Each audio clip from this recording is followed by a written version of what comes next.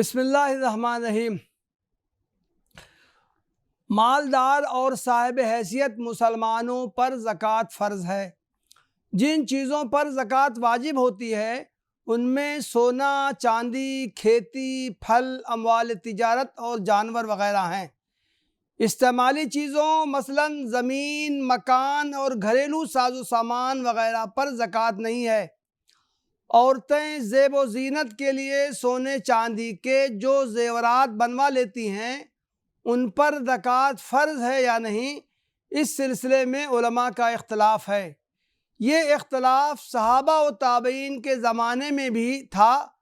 حضرات صحابہ میں ابن عمر، جابر، عائشہ، انس اور اسماء بنت ابی بکر رضی اللہ عنہم، اور تابعین و متاخرین میں قاسم، شعبی، قتادہ، محمد ابن علی، عمرہ، ابو عبیدہ، اسحاق، ابو ثور اور فقہائے اربعہ میں امام مالک، امام شافعی اور امام احمد رحمہم اللہ زیورات میں زکوٰۃ کے عدم وجوب کے قائل ہیں۔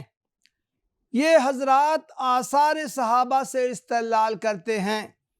مثال کے طور پر ام المومنین حضرت عائشہ اپنی بھتیجیوں کو جو ان کے زیر پرورش تھیں سونے کے زیورات پہناتی تھیں مگر ان کی زکوٰۃ نہیں نکالتی تھیں۔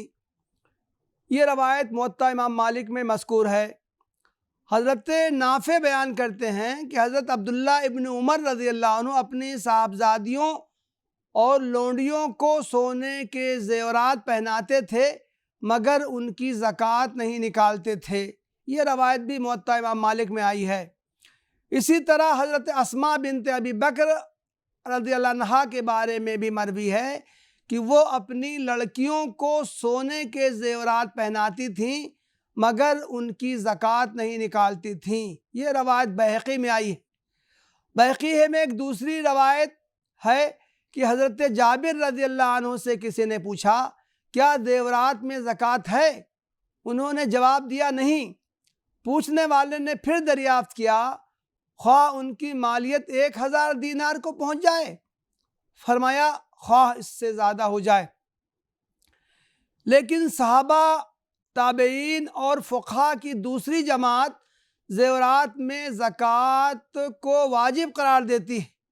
ان میں عمر ابن الخطاب، عبداللہ ابن مسعود، عبداللہ ابن عمرو ابن العاص رضی اللہ عنہم اور سعید ابن المسیب، سعید ابن جبیر، عطا، مجاہد، عبداللہ ابن شداد، جابر ابن زید، ابن سیرین، میمون ابن مہران، زہری، ثوری اور فقہائے اربعہ میں سے امام ابو حنیفہ رحمہ اللہ قابل ذکر ہیں۔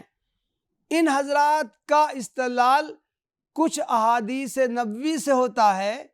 مثلا حضرت عبداللہ ابن شداد رحمہ اللہ فرماتے ہیں ہم ام المومنین حضرت عائشہ رضی اللہ عنہ کی خدمت میں حاضر ہوئے۔ انہوں نے فرمایا ایک مرتبہ رسول اللہ صلی اللہ علیہ وسلم میرے پاس تشریف لائے، آپ نے میرے ہاتھوں میں چاندی کے چھلے یعنی بغیر نگینے کی انگوٹھیاں دیکھیں تو فرمایا یہ کیا ہے عائشہ؟ میں نے عرض کیا اے اللہ کے رسول صلی اللہ علیہ وسلم میں نے انہیں آپ کے لیے زینت اختیار کرنے کے مقصد سے پہنا ہے۔ آپ صلی اللہ علیہ وسلم نے فرمایا کیا ان کی زکوٰۃ ادا کرتی ہو؟ میں نے عرض کیا نہیں، یا بعض روایت میں ہے کہ میں نے کہا کہ تھوڑا بہت دے دیتی ہوں۔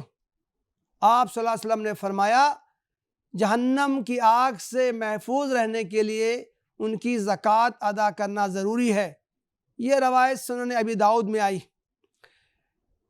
ایک دوسری روایت ہے کہ ایک عورت رسول اللہ صلی اللہ علیہ وسلم کی خدمت میں اپنی ایک لڑکی کے ساتھ حاضر ہوئی۔ اس لڑکی کے ہاتھ میں سونے کے 2 موٹے کنگن تھے۔ حضرت صلی اللہ علیہ وسلم نے فرمایا کیا تم اس کی زکوٰۃ ادا کرتی ہو؟ اس نے جواب دیا نہیں۔ آپ صلی اللہ علیہ وسلم نے فرمایا کیا تمہیں اچھا لگے گا کہ اللہ تعالیٰ روز قیامت اس کے بدلے جہنم کی آگ کے کنگن پہنائے۔ یہ سن کر اس عورت نے دونوں کنگن اتار کر نبی صلی اللہ علیہ وسلم کے آگے رکھ دیے اور کہا یہ اللہ اور اس کے رسول کے لیے ہیں۔ یہ روایت بھی سنن ابی داؤد میں آئی۔ اسی سے ملتے جلتے مضمون کی ایک حدیث امام ترمذی نے بھی اپنی کتاب جامع میں روایت کی۔ ایک حدیث میں ہے کہ حضرت عبداللہ ابن مسعود رضی اللہ عنہ کی زوجہ حضرت زینب فرماتی ہیں کہ رسول اللہ صلی اللہ علیہ وسلم نے ایک مرتبہ ہمارے درمیان خطبہ دیا تو فرمایا تصدقنا یا معشر النساء ولو من حلیکن، اے عورتوں صدقہ کرو خواہ تمہیں اپنے زیورات ہی میں سے کرنا پڑے۔ یہ روایت صحیح بخاری میں آئی۔ حضرت عطا ابن رباح فرماتے ہیں کہ ام المومنین حضرت ام سلمہ فرماتی ہیں میں سونے کے زیورات پہنا کرتی تھی۔ ایک مرتبہ میں نے اللہ کے رسول صلی اللہ علیہ وسلم سے دریافت کیا کیا ان کا شمار بھی اس مال پر ہوگا جس کے جمع کرنے پر عذاب کی خبر دی گئی ہے؟ حضرت صلی اللہ علیہ وسلم نے فرمایا اگر ان کی زکوٰۃ ادا کر دی جائے تو ان کا شمار ایسے مال میں نہیں ہوگا۔ یہ حدیث سنن ابی داؤد میں آئی۔ ان احادیث سے معلوم ہوتا ہے کہ زیورات کی زکوٰۃ نکالنی واجب ہے۔ یہ احادیث مرفوع ہیں اور وجوب زکوٰۃ کے بارے میں زیادہ صریح ہیں۔ اسی لیے امام خطابی رحمہ اللہ نے فرمایا ہے اقتباس کتاب اللہ میں مال و دولت جمع کرنے اور اللہ کی راہ میں خرچ نہ کرنے والوں پر عذاب کی خبر دی گئی ہے۔ یہ سورہ التوبہ آیت نمبر 34 میں یہ بات آئی۔ اس سے ان لوگوں کے قول کو تقویت ملتی ہے جو زیورات پر زکوٰۃ کے وجوب کے قائل ہیں اور روایات سے اس کی تائید ہوتی ہے۔ جن لوگوں نے زیورات پر زکوٰۃ کو ساقط کیا ہے انہوں نے استعمالی چیزوں پر زکوٰۃ کے عدم وجود پر قیاس کیا ہے۔ ان کی تائید میں چند آثار صحابہ ہیں، اس لیے احتیاط کا تقاضا ہے کہ زیورات پر زکوٰۃ ادا کی جائے۔ زیورات اگر بیوی کی ملکیت ہے تو ظاہر ہے کہ ان کی زکوٰۃ بھی اسے ہی ادا کرنی ہے۔ بیوی کی ملکیت والے زیورات کی زکوٰۃ کی ادائی شوہر کے ذمے نہیں ہے۔ اسلام نے عورت کو ملکیت کا حق دیا ہے۔ اسے اپنے مائکے یا دیگر اعضاء سے جو چیزیں ملیں، خواہ وہ زیورات ہوں، زمین جائیداد ہو، مکان ہو یا کچھ اور، وہ اس کی مالک ہے اور اسے اس کا انتظام کرنے اور دیکھ بھال کرنے، اس سے فائدہ اٹھانے اور اس میں تصرف کرنے کا پورا حق حاصل ہے۔ زیورات پر زکوٰۃ ادا کرنے کا ارادہ ہو تو بآسانی اس کا نظم کیا جا سکتا ہے۔